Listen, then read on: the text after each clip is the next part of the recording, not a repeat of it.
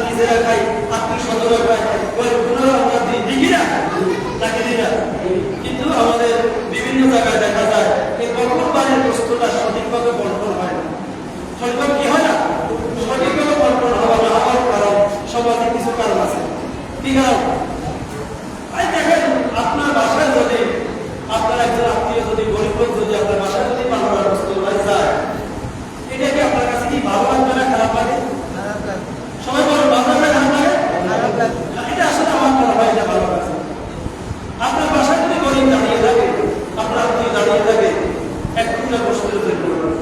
এটা আমার কাছে মনে হয় জিনিসটা এত ভালো লাগার বিষয়। এটা কি করা যায়? এটা করার সমাধান আছে, সমাধান আছে। আজ থেকে প্রায় 50 বছরের অধিক সময় আমাদের এলাকায় আমার গ্রামের মুরব্বীরা চালু করে গিয়েছে, সেটা এখনো অবনত আছে এবং ইনশাআল্লাহ ভবিষ্যতে থাকবে।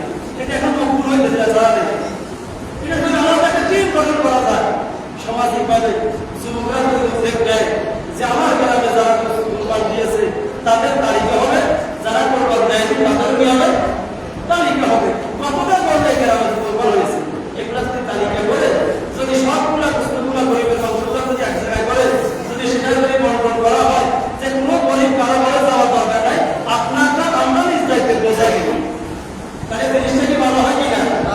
সহজে ভালো হয় কিনা?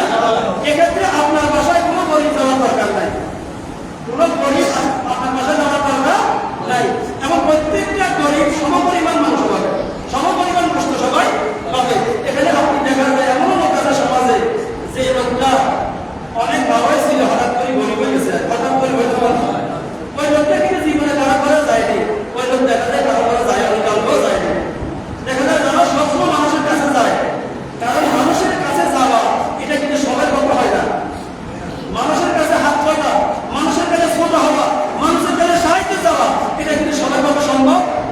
তো যে লোকটা দেখা যায় লজ্জাবোধ আছে, শালীনতা আছে, যার ইমেজ আছে, যার কাছে ব্যক্তিত্ব আছে, ওই ব্যক্তিটা কিন্তু আপনার কাছে যেতে পারেনি, আপনিও তাকে দিতে পারেননি, কারণ আপনি বলতেন যে আছে সে পাইছে, যে আছে।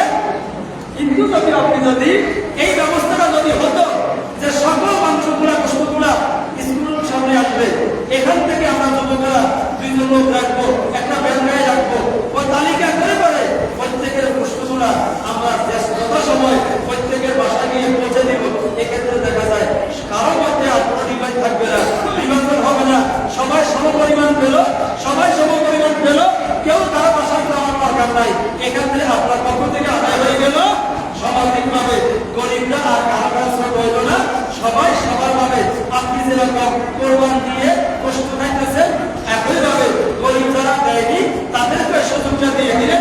এটার মাধ্যমে সামাজিক বন্ধন, সামাজিক শৃঙ্খলা, সামাজিক অবকাঠামো আরো সুদৃঢ় হয়, আরো মজবুত হয় বলে অতএব এই জিনিসগুলো আমাদের করার দরকার আছে কিনা? সবাই বলা আছে কিনা? আমি আপনাদেরকে বলে যাচ্ছি, এটা আপনারা মাথায় রাখেন। যদি হায়াত থাকে আপনাদের এই কাজটা বাস্তবায়ন যদি করতে পারেন, যদি একবার যদি চালু করতে পারেন, ইনশাআল্লাহ পরের আর কষ্ট হবে না, প্রথমবার কষ্ট হবে। যে কোনো কাজ প্রথমবার করা কি কষ্ট, দ্বিতীয়বার ক্ষেত্রে এই কাজটা কষ্ট হবে না, তৃতীয়বার আরো দেখতে আরো সহজ হয়ে যাবে, কারণ কষ্ট হয়ে গেছে। কিন্তু প্রথমবার যদি আপনারা এই কাজটা যদি চালু করে দিতে পারেন, প্রথমবার একটু যদি কষ্ট হবে, কিন্তু দ্বিতীয়বার তৃতীয়বার যখন চালু করে দিয়ে যাবেন, শতাব্দীর পর শতাব্দী আপনি থাকবো না, আমি থাকবো না, কিন্তু এই কাজটা চালু থাকবে। কাজটা কি থাকবে? চালু থাকবে। সামাজিক একটা শৃঙ্খলাবদ্ধ থাকবে, যে আমাদের মুরগিরা করে গেছে সিস্টেমে, আমরা এটা চালু থাকবো। এটা চালু থাকবে, তোমার গরিব আপনার বাসায় যাওয়ার দরকার হবে। আল্লাহ আমাদের সকলকে এই ধরনের মানসিকতা নিয়ে যেন কাজ করতে পারি, সেই তৌফিক দান করে সকলে বলি আমি। প্রিয় হাজির, সামাজিকভাবে আমাদের আরো কিছু বিষয় আছে, যেমন মনে করেন আমরা কোরবানি করি,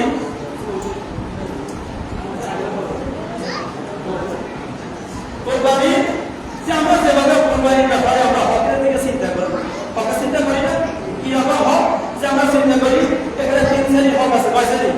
নিজের আছে, আত্মীয় স্বজন আছে, গরিবের আছে, আছে কিনা? কোরবানির পশুর ব্যাপারে আমরা হকের চিন্তা করলাম, কিন্তু আমার সামাজিকভাবে যে আমরা পাবো 3 ছেলে অথবা 4 ছেলে আছে না, 5 ছেলে 6 ছেলে, দেখা যায় সেক্ষেত্রে আমি হকের ব্যাপারে ব্যাঘাত হবে। আমি বড় অথবা আমি মাতার পর, আমি ভোগ করি 10 ঘন্টা, আমার ভাই ভোগ করে 4 ঘন্টা, কারণ আমার যেটুকু খাবার আছে আমার বাইরে তো খাবার নাই। এরকম আছে কিনা? সেক্ষেত্রে আপনি যে কোরবানি করলেন, আপনার দেহের ভিতরে হারাম ঢুকে গেল। কি ঢুকে গেল? হারাম। হারাম মানে কি? আপনার সম্পদে আপনার সম্পদ আপনি মিক্সার করেছেন, আপনি আপনার স্বাস্থ্যময় সম্পর্ক করতেছেন, জাতীয়ময় সম্পর্ক করতেছেন, নিজের মনের সম্পর্ক করতেছেন, যে কোনো কৌশলে চক্রান্ত করে আপনি মনের সম্পর্ক আঘাত করে নিলেন।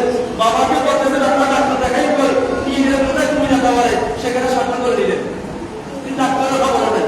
ডাক্তার কি নাই আমার আপনাকে ডাক্তার দেখাই বড় ডাক্তার দেখাই কি ডাক্তার দেখাই এই আপনারা ডাক্তার দেখাই বলে টাকা করে দিল এরকম জালিম আছে কিনা বড় আছে কিনা যারা এই যে অপকরণ করে তারা বাবাকে মাকে বোনকে হাসপাতালে ক্লিনিকে নেওয়ার পরে বলে অন্যের সম্পদ দখল করে নিয়ে যায় চুরি করে নিয়ে যায় এদের অবস্থাটা কি হবে একটু বলেন এরা কি কোরবান বলে কোরবান হবে বলেন এরা কোরবান বলে হবে ওইটা তো আপনার খরচ ছিল যে আমি আরেকজনের সম্পদ করা আজকে যে আপনি যে নিজের ছেলে মেয়ের জন্য কাজটা করলে আপনার ছেলে কি এটার জবাব দিবে মেয়ে জবাব দিবে স্ত্রী জবাব দিবে কে জবাব দিবে বলেন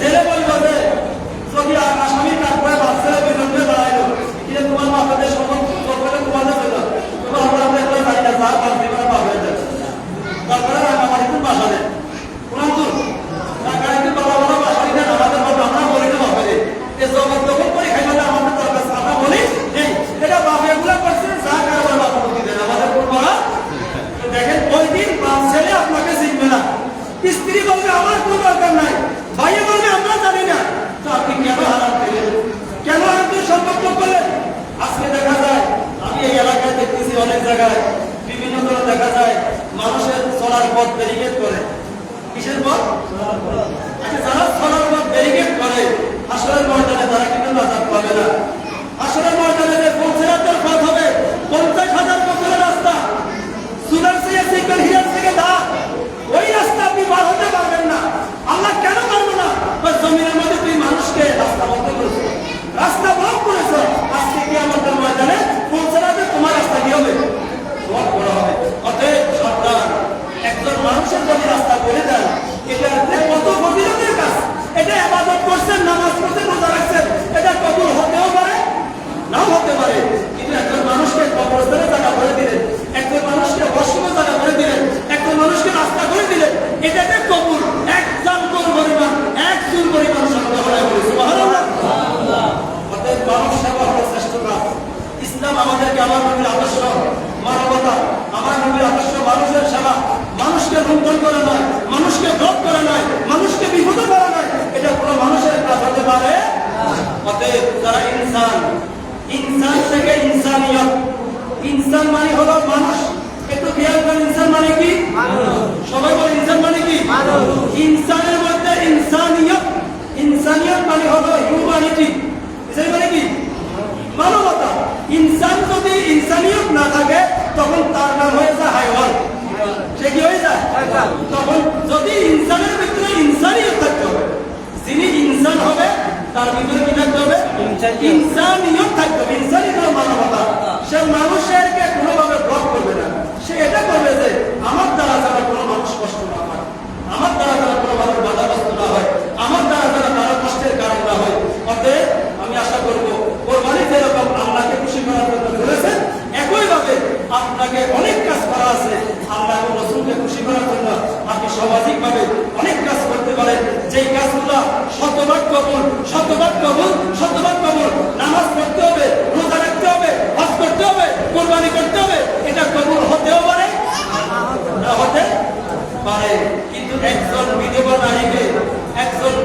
নারীকে আপনি বিবাহ ব্যবস্থা করে দিয়েছেন একজন উপযুক্ত নারীকে আপনার মাধ্যমে বিবাহ হয়ে গেছে এটা যে কবুল কোনো সন্দেহ নাই কোনো সন্দেহ কি আজকে সামাজিকভাবে বিভিন্নভাবে আমাদের মধ্যে জেনা ব্যভিচার লুটতরাজ চাঁদাবাজি ধোঁকাবাজি সামাজিকভাবে অনেক ধারা হয়ে গেছে এই জন্য আমরা আশা করবো আমরা প্রতিটি কাজ আল্লাহ এবং রাসূলকে সন্তুষ্ট করার জন্য করতে হবে কাকে সন্তুষ্টি আল্লাহ এবং রাসূলকে সন্তুষ্টি মনে রাখবেন যে এই মসজিদে অনেক মুসলিম ছিল আজকে তারা এখানে আর নাই আছে কিন্তু আমিও থাকবো না কিন্তু একদিন আমাকে ময়দানে महाशरे रोज महाशर में मुस्तफा के सामने क्या जवाब दिया महाशर ময়দানে হাবিবুল্লাহর কাছে তুমি কি জবাব দিবা সেটার উত্তর রেজাল্ট তৈরি করো সেটার আনসার তৈরি করো কোনোভাবে বাঁচার কোনো রাস্তা নাই যদি আমরা অন্যের হক নষ্ট করি কারণ আল্লাহ বলে একটা হলো আমার হক আর একটা হলো বান্দার হক আমার হক 80 বছর নামাজ পড়লে এটা আমার অথরিটি আমার অলমাইটি আমার শক্তি দিয়ে তোমাকে আমি ক্ষমা করে দেওয়ার সুযোগ আছে কিনা আছে এটা আমরা শিখি না 80 বছর নামাজ পড়েনি, ওই বেনামাজিকে আল্লাহ জান্নাত দিতে পারে? রোজা রাখেনি, তাকে দিতে পারে।